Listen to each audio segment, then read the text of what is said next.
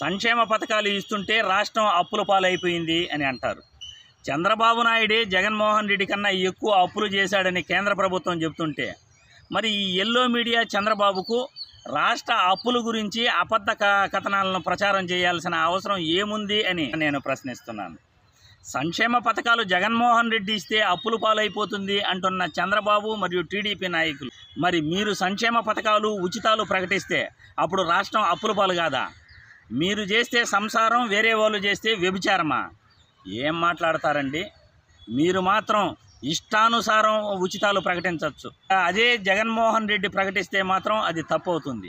గతంలో ఏ రోజైనా కాంగ్రెస్ ప్రభుత్వం కానీ చంద్రబాబు కానీ ఒక్క రూపాయి ప్రజల అకౌంట్లో వేశారా? ఈ దోచుకు తినడానికి, పెత్తందారులకు దోచిపెట్టడానికి అధికారం అడుగుతున్నారు తప్పనిచ్చి మీరు చెప్పే హామీలు ఏవైనా మీరు నెరవేర్చగలరా అని ఈ వీడియో ద్వారా మిమ్మల్ని ప్రశ్నిస్తున్నాను.